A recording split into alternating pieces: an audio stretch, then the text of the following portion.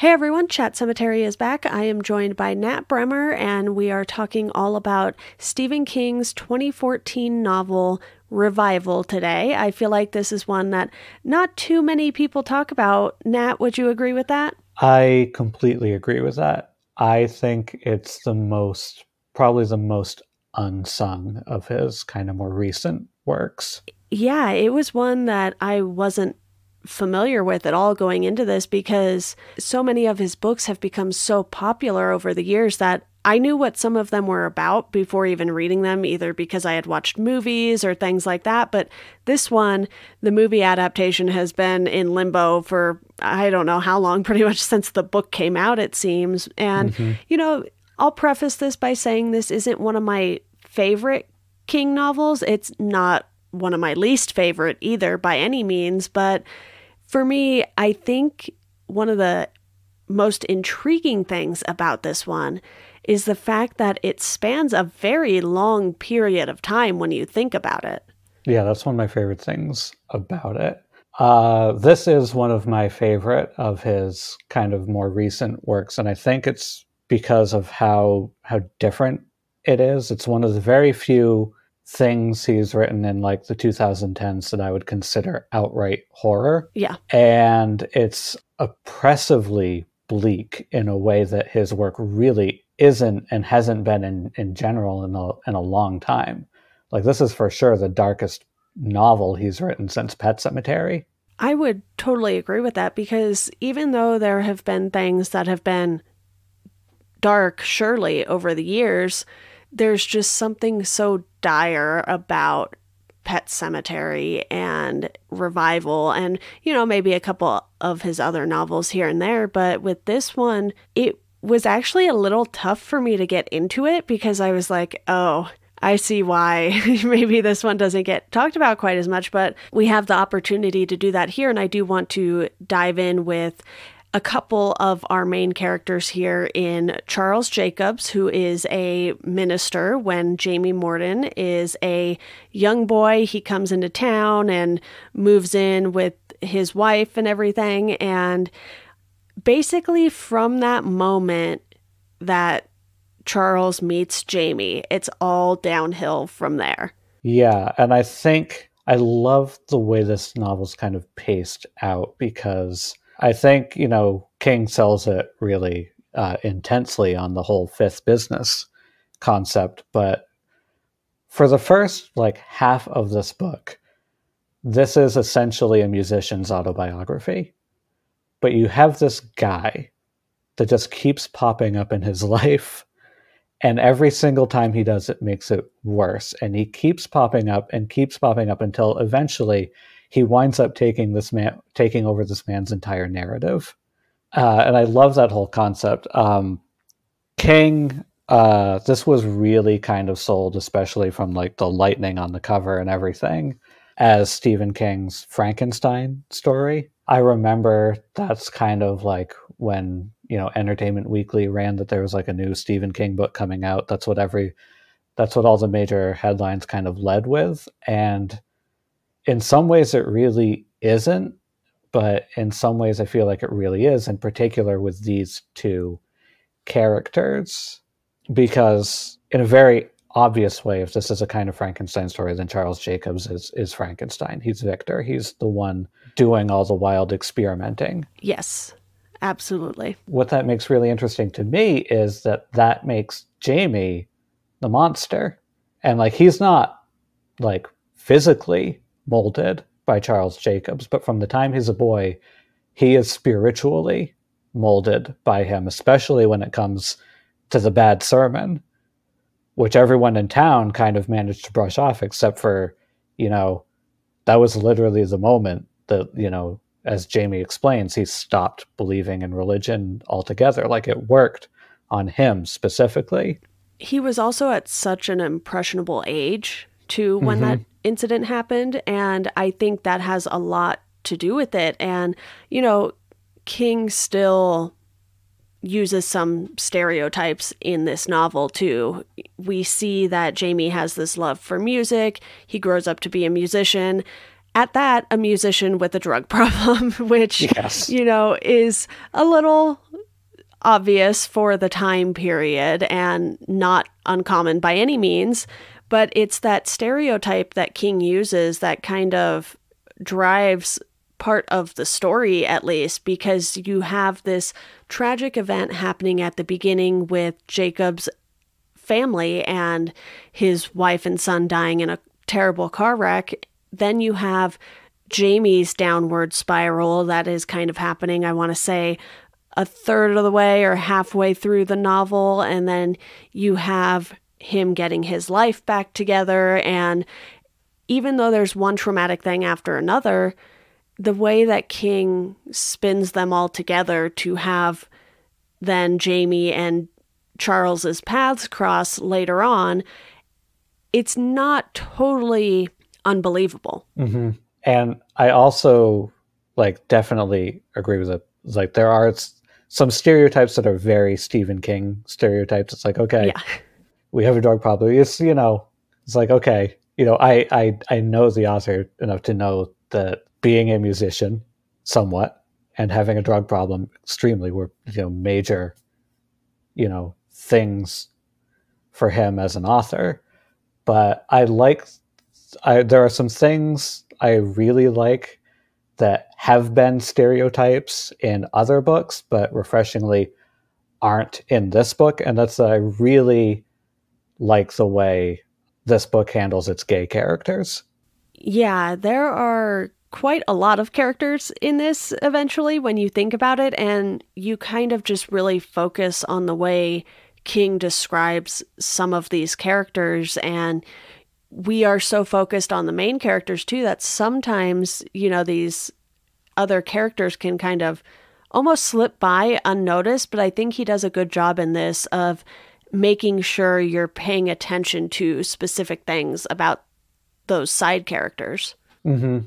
And it really works with how much time the book kind of covers, and that, so many of the people in Jamie's life have grown as people and everything. So, we get the mention that Jamie's brother Con is gay about, I want to say 200 pages before we actually, deal with them reconnecting as adults and him being, his openly gay brother. It's just such a long span of time that it covers that it's a neat kind of thing to loop back to. And it's not like we need King to spell it out for us and connect all the dots as to how these things progressed over the years. It's like, no, you hinted at this early on. We can put two and two together. It doesn't need to be explained to us. And, another thing I like about this book is that it is not super drawn out, which I was a little worried about how this was going to all come together because it is such a long span of time in one of King's shorter books. Mm-hmm.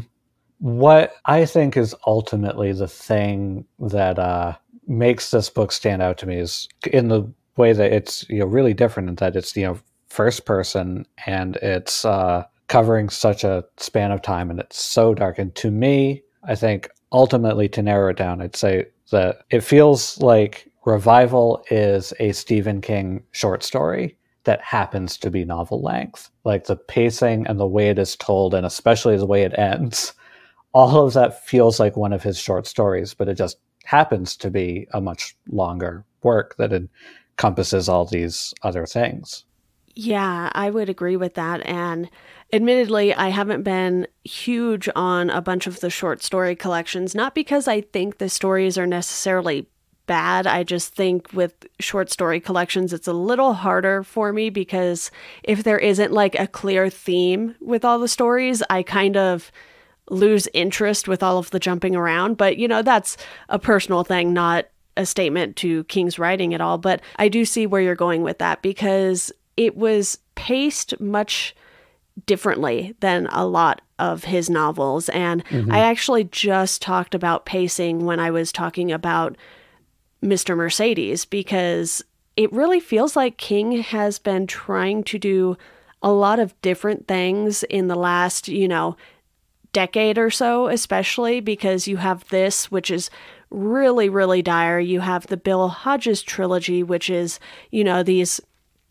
detective novels and not quite the same as the hard case crime novels, so they're even different from those. And I've been really impressed with how much he's willing to experiment with. And I think this book was honestly a bit of a gamble for him.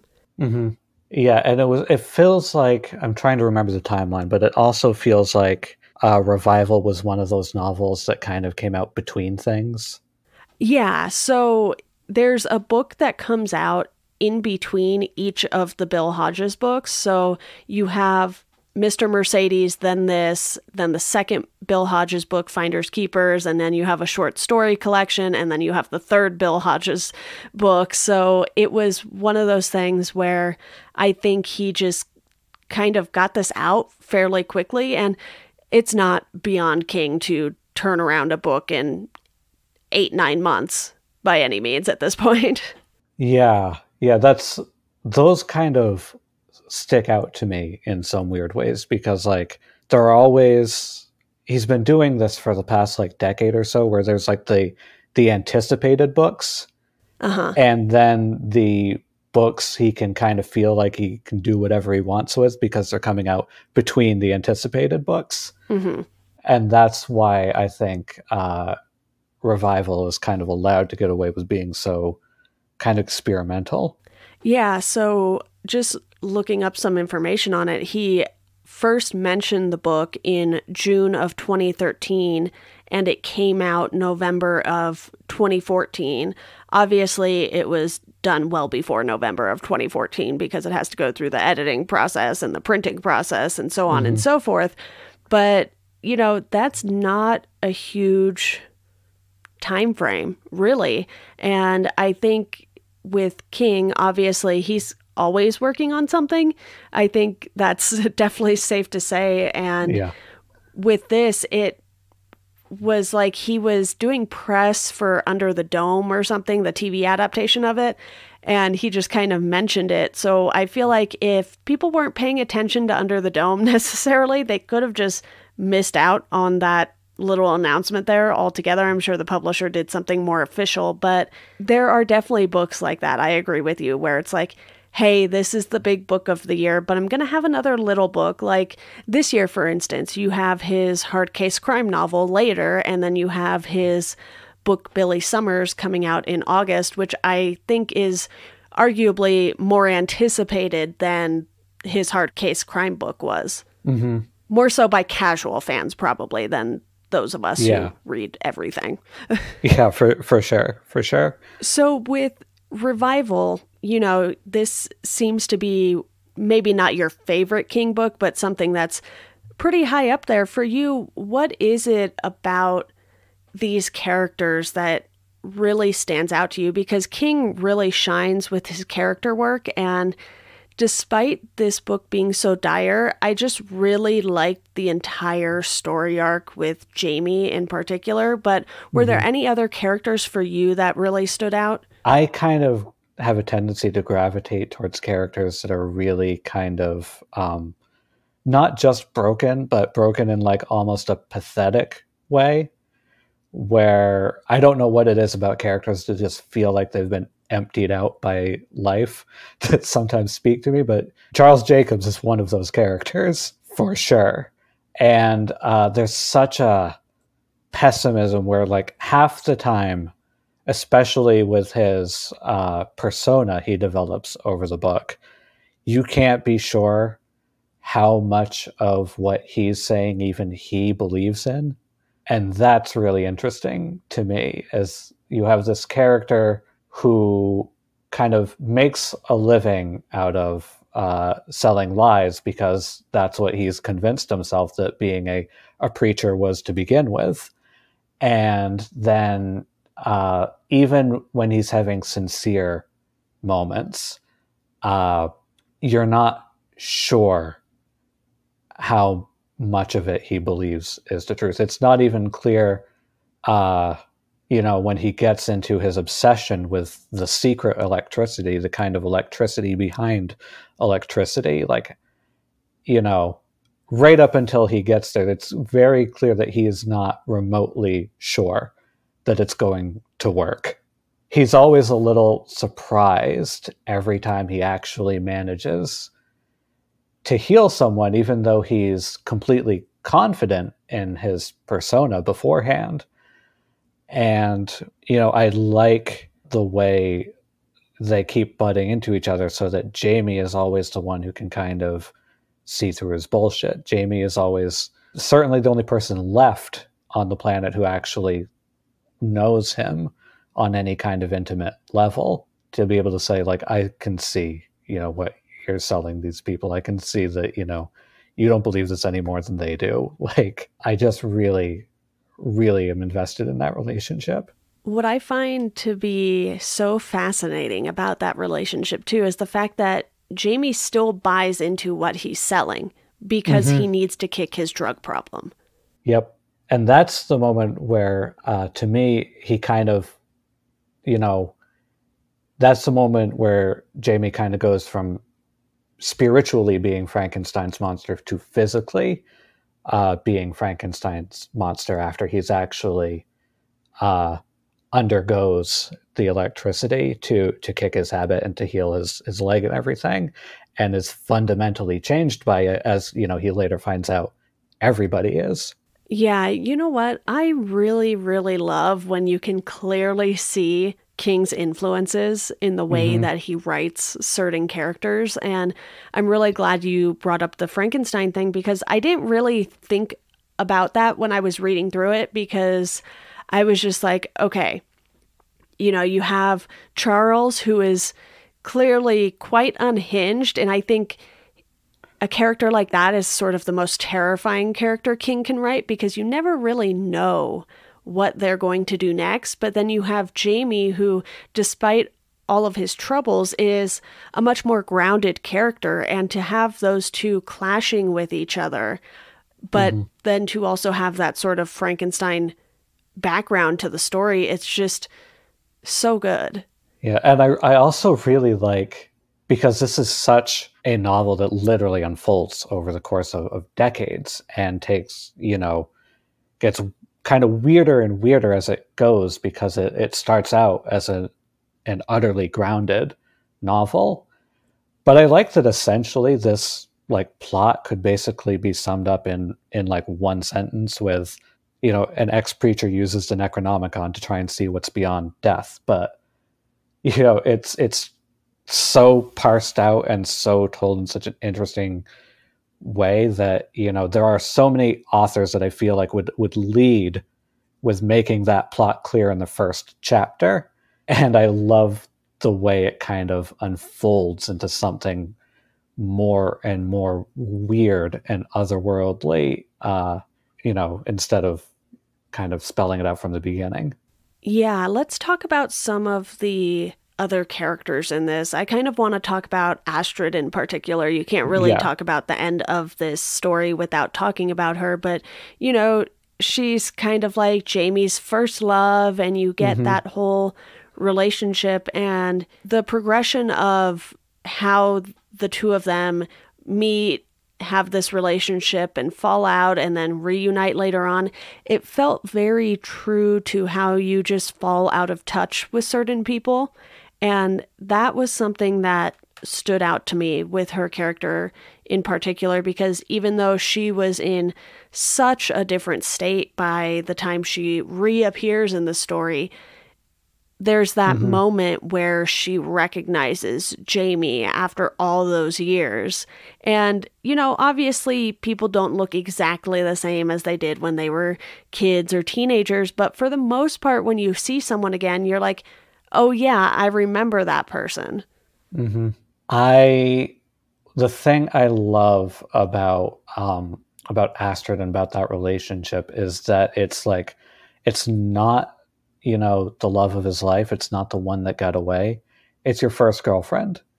And that's such a kind of different dichotomy. It's such a kind of more realistic thing to be like, that was the first girlfriend. It ended on normal, kind of decent terms.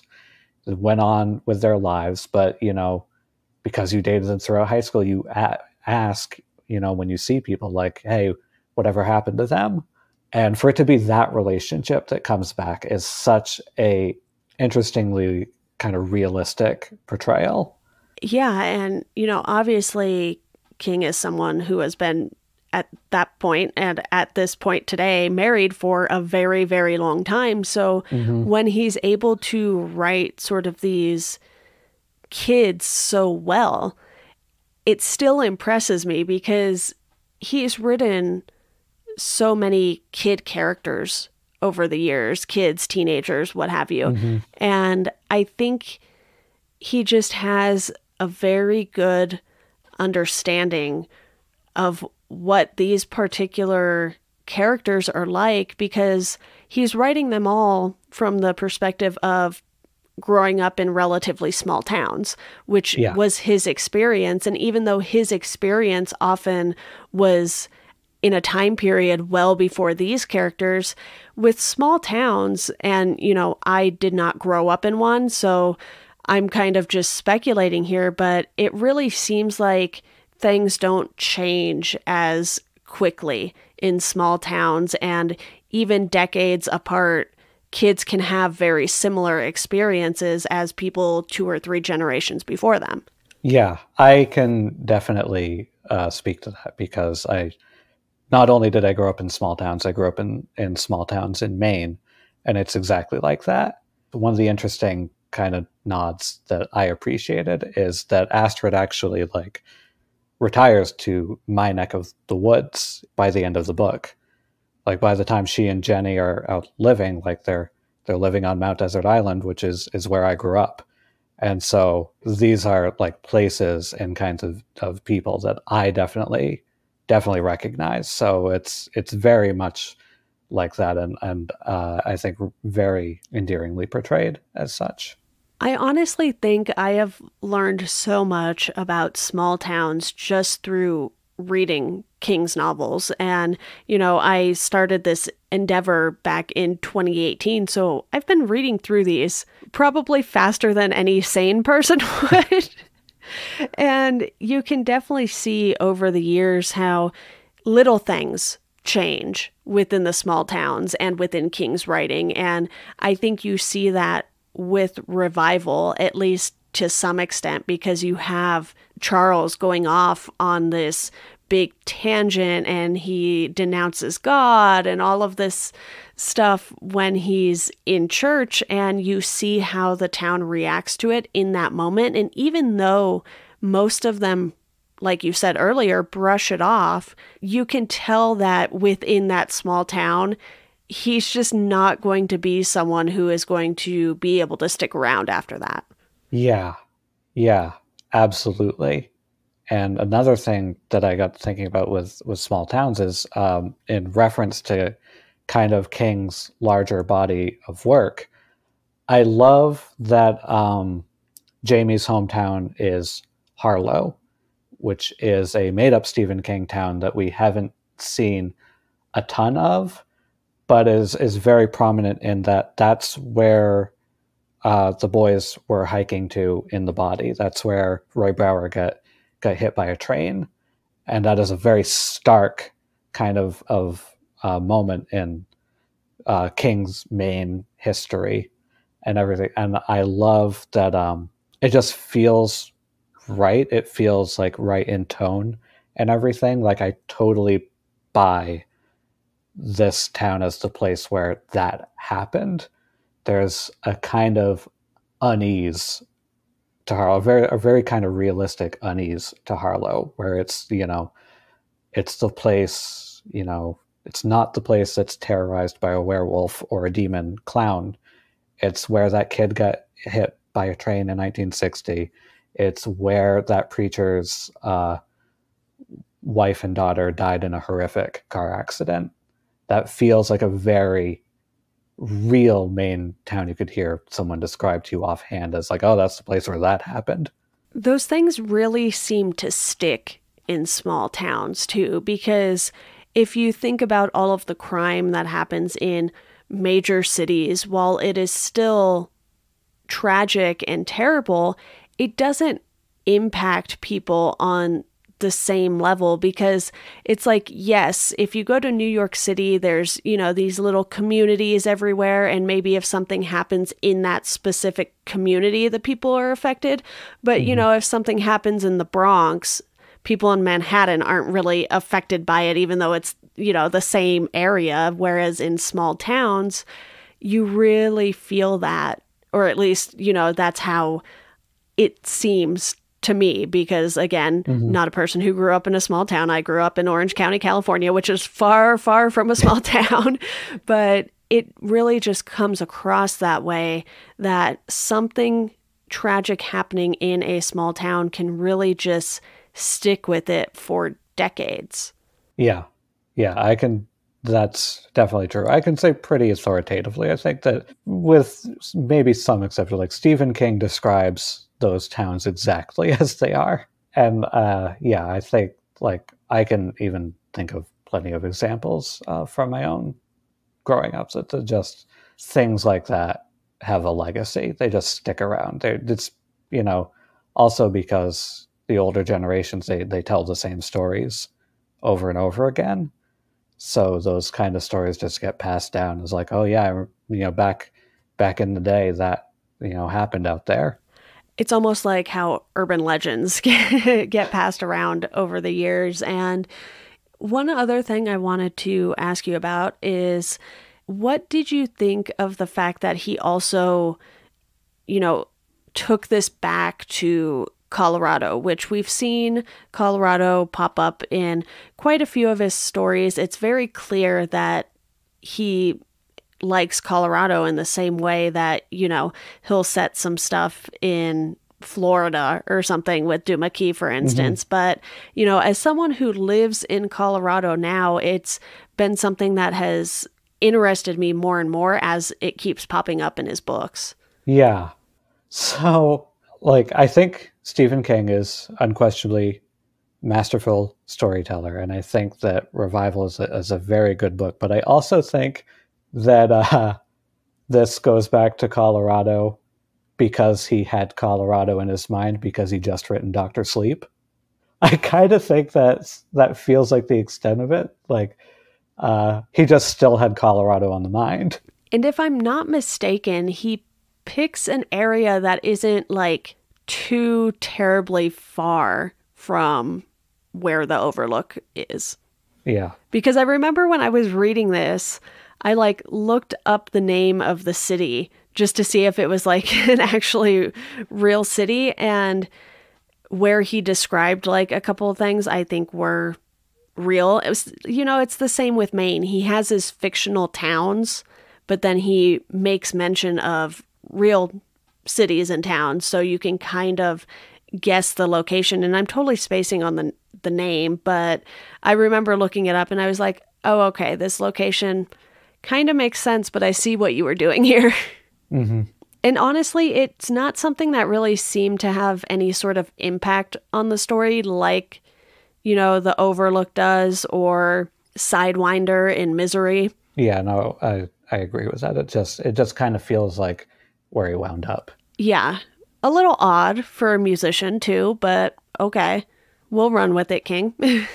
And another thing that King, I know, talked about was his literary influences. Is like there was Frankenstein, which we talked about, and he also, when he was kind of talking about Revival, mentioned that the other major influence was The Great God Pan by Arthur Machen, which has inspired some of his other stuff, but like none more directly, I think, than Revival, because Great God Pan is, about a woman named Mary who is killed so that people can try to see through her into whatever lies beyond death, and it takes a supernatural turn, and like that's literally the end of this book.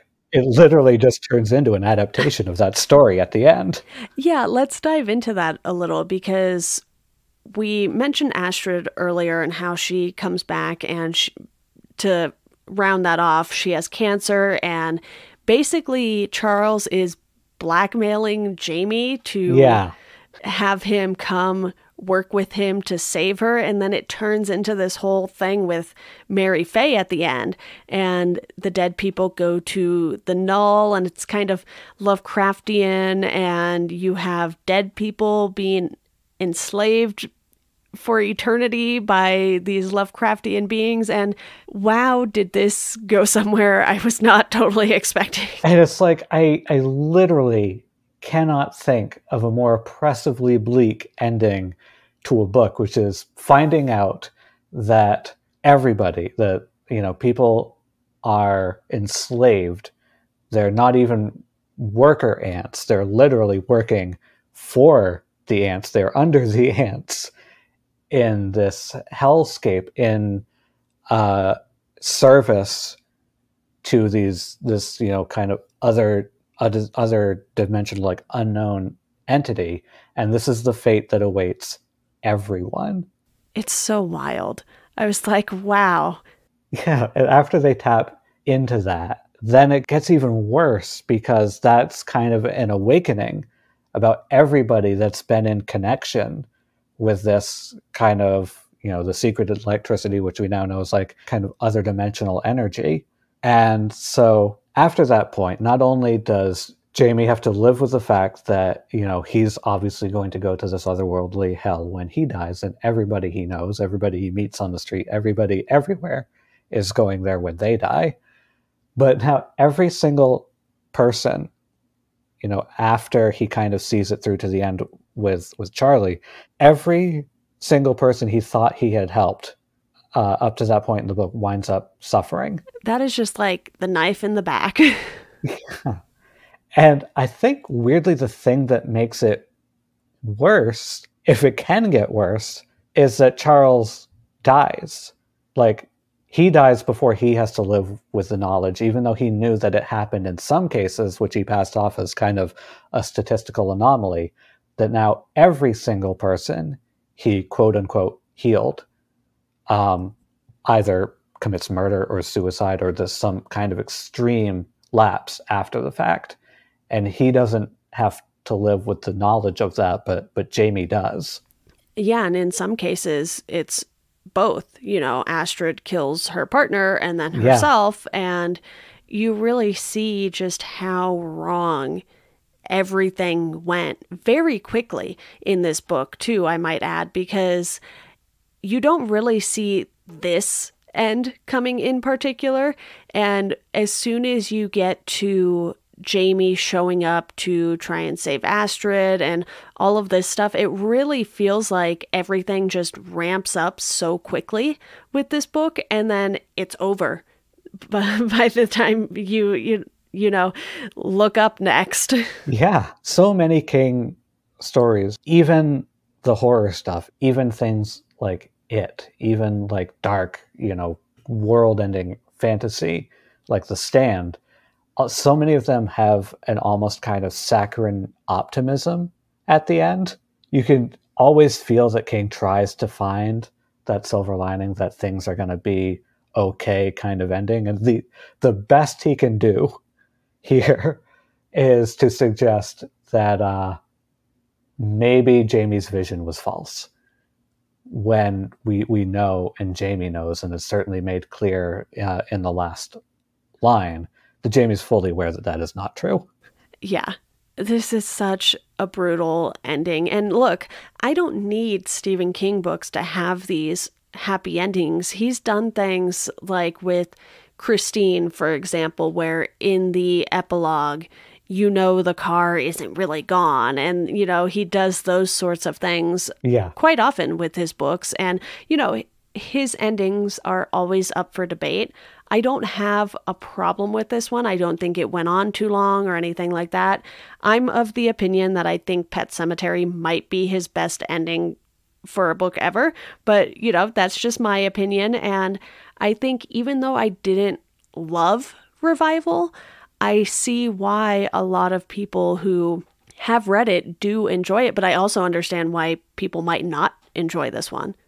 Yeah, it gets rough, and it gets honestly kind of mean. And it's, weird in a way that's never, fun. but that I find, really, really interesting. And it's like, I think it's kind of comes down to the short stories. I think, like you said, you're not as keen on a lot of the short stories, and I really am. And I feel like people that love the short stories kind of tend to love this book because it is very in tune with them. Yeah, I totally get that. And, I'll say that I've actually enjoyed his novella collections a lot more than the short story collections. And, I think that's just because those kind of have a clearer theme to them for the most part in the collections themselves. And I think what I'm going to end up doing is maybe revisiting some short stories here and there and not read an entire collection at once. And that might, change my opinion of them a bit just because I'm not thinking of it as like a collected whole. And with Revival, one other thing I want to talk about before we talk about ratings and start wrapping things up is Jamie's relationship with his family. Because we see him go back to the house, he sees his brother. We find out that his sister was murdered by her husband. Yeah, oh my God, that's just another kind of knife in the heart of this book because she's like she's made clear from the beginning to be like the person most in his corner, and then she's gone. And he kind of broadcasted in a very Stephen King way of saying like, something's going to happen to her offhandedly, long before we find out what happens. But that is brutal.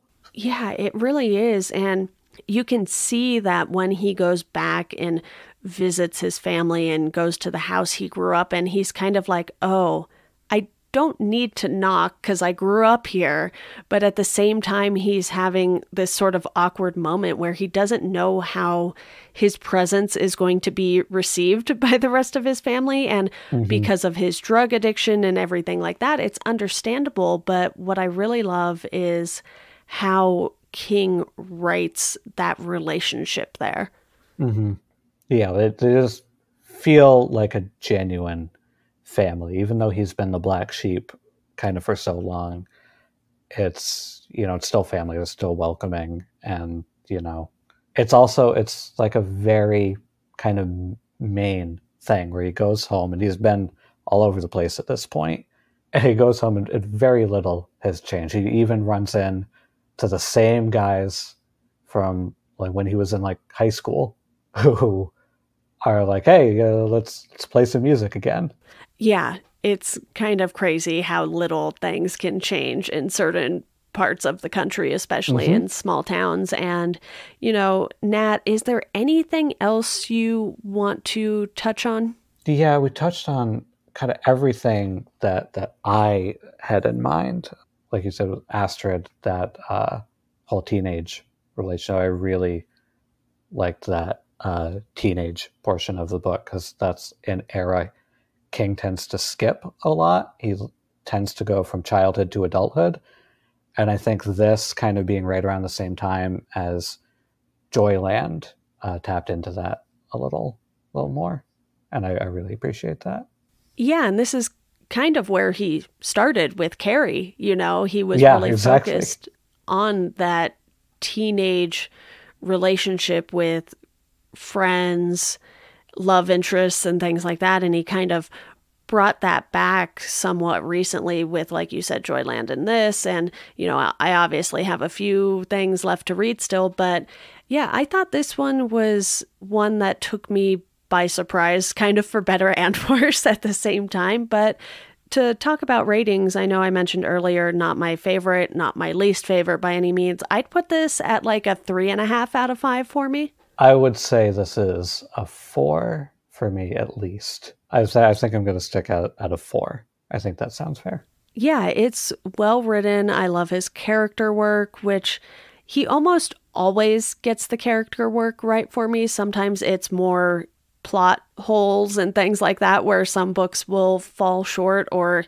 I tend to not like his alien stories quite as much. So, the ending, I was like, wow, that was crazy because it wasn't aliens, but it was definitely not what I was expecting. And, I thought this one was a nice little break in between the Bill Hodges trilogy books. And I'm definitely, closing in here, and I'm kind of excited to see what else he ends up experimenting with. I have read a few of the things that I have coming up previously, but yeah, this one was definitely one that I would recommend everyone reads, just because I think it is underrated and it just flew under the radar. Yeah, I love it, but I would still kind of recommend with caution, because it can be rough. Yeah, King has a few of those books and collections.